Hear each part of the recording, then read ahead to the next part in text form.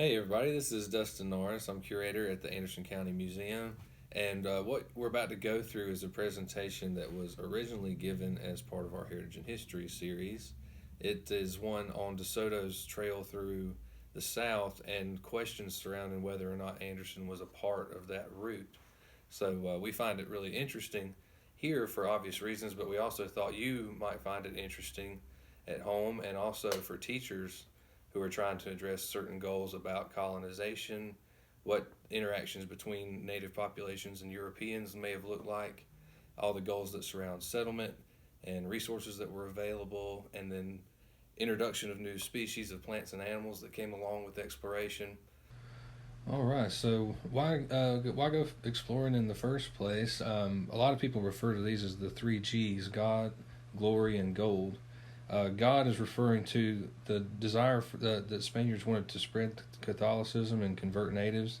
A lot of times there were political and trade relationships set up on that agreement to convert to Catholicism. Glory is just about expanding the territory and influence of Spain, um, as it increasingly became important as a naval power. Gold, of course, is gold. There was this belief that the New World was rife with gold, but also it feeds into who's paying for the exploration and is there a return on this investment. See, they wanted to believe that there was gold and reward that would come back to Spain after the government itself was willing to front that risk to go and explore. Spanish exploration in the Americas began in 1492 when King Ferdinand and Queen Isabella funded Christopher Columbus's expedition to find the shortest westward route to India. And throughout that trip, he was claiming lands for Spain throughout North America and the Bahamas and San Salvador and other places that he landed. But King Charles V, who became King of Spain in 1516 upon the death of his grandfather, who was Ferdinand, he would abdicate to Phillip II. And Philip was a very important character throughout this, in that he saw himself as the defender of true Catholicism and wanted to make Spain a stronghold of the faith and also sort of a beacon of exploration and the faith of Catholicism in the New World. Now, back to the point about gold, there really was a true belief in the existence of a city of gold.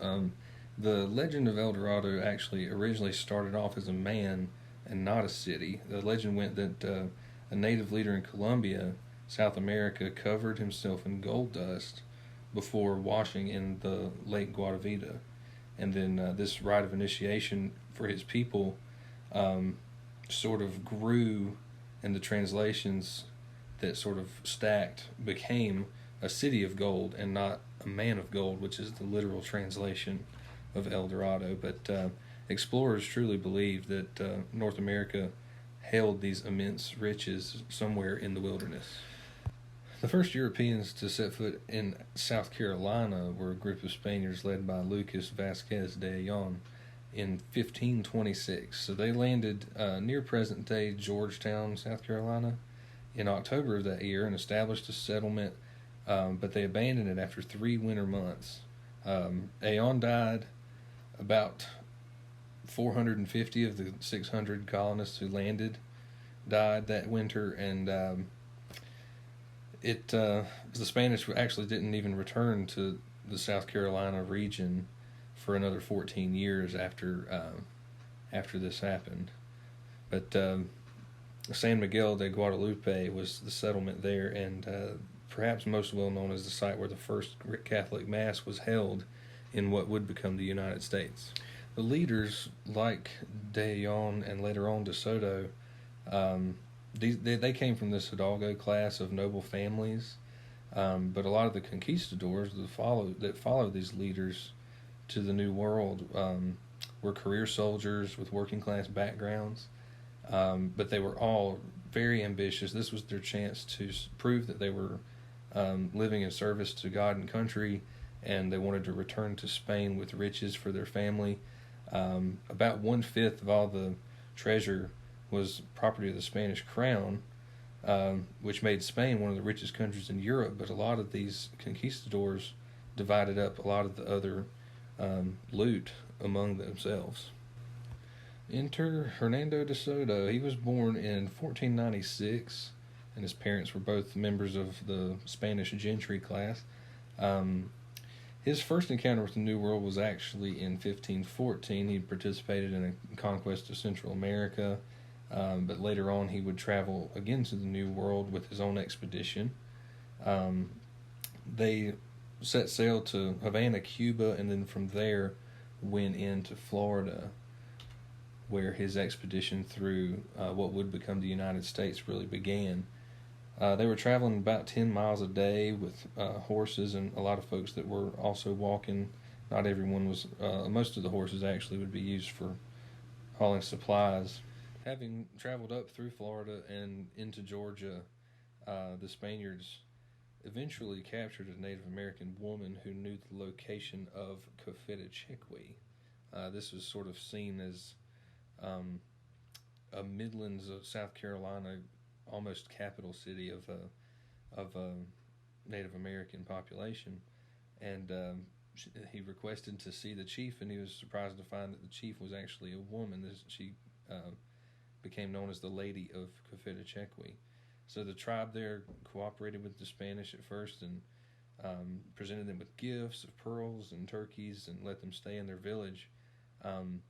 But they were found to be in possession of a dagger and some trade beads that had belonged to Ayon's failed mission in 1526, sowed some distrust, and eventually DeSoto betrayed her trust and took several slaves from that tribe who would continue on with him, including a young boy who was fluent in Spanish and became DeSoto's interpreter for the remainder of the trip. What we're looking at here is one of the proposed routes earlier in this century of the remainder of DeSoto's trip through the Americas.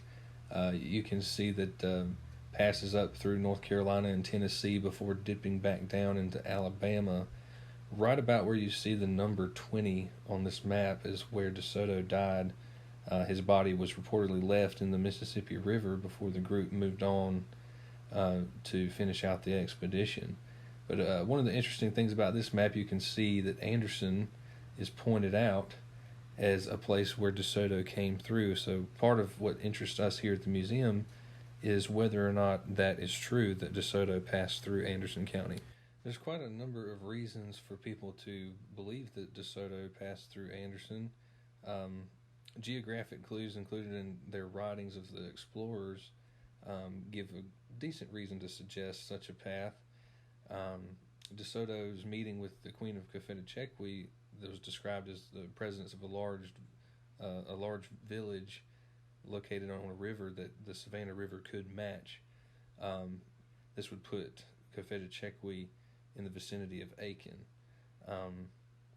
Other clues we have is the supposed origin of the name for horse pasture up in Oconee being for Spanish horses that were left behind there, and also, of course, the wild hogs that could easily have spread through natural means throughout the southern United States. And the Andersonville Argument, there's these beautiful roses that grow in Andersonville, and it's suggested that the seeds for these roses were brought by the Spaniards. So this is used as another set of evidence.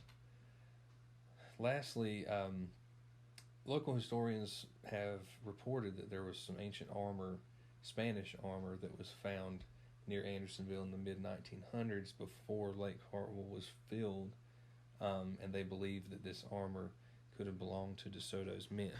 One of the benefits that we have now is the ability to take advantage of the research that is done by more specialized historians.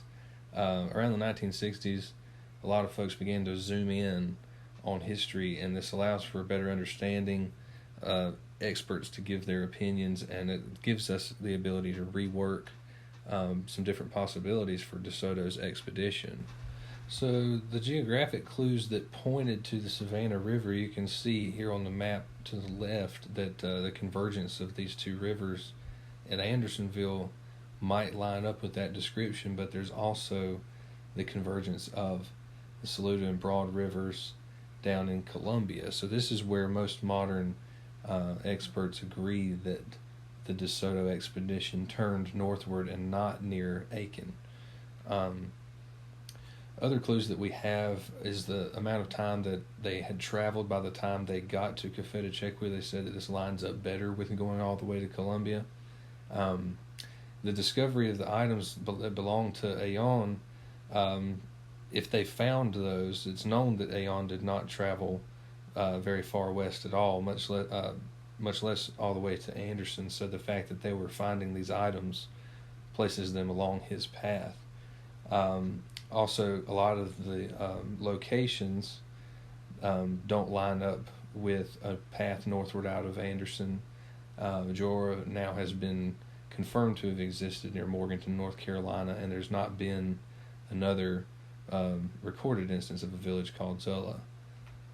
So this map here actually outlines a lot better possibility of what the DeSoto expedition may have looked like, and you see that Anderson just misses the cut. But what about all that evidence that we found near Andersonville? There's a couple of different explanations for each thing. The Cherokee roses, for instance, grow all through the region. They're actually the state flower of Georgia, so they weren't found exclusively in Andersonville. Same with the hogs. The armor pieces that were found were reported, but they're actually not documented. There's no evidence of where they were found, and if they were, it was not uncommon for certain wealthy landowners to have their own collections. So it may not have been Spanish armor. And it could also the possibility that it was left by a scouting unit. So when we take a look back at that map, taking this other evidence into account, that loop through North Carolina and Tennessee still looks relatively the same, just a little bit spread out, I suppose. This famous painting of the discovery of the Mississippi depicts the DeSoto expedition arriving on the river. So this would have been an interpretation of those few days before DeSoto actually passed away.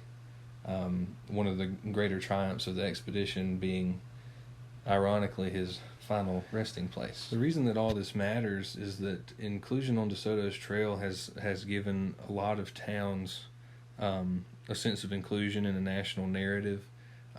This event, or series of events that helped to build the nation that we know today.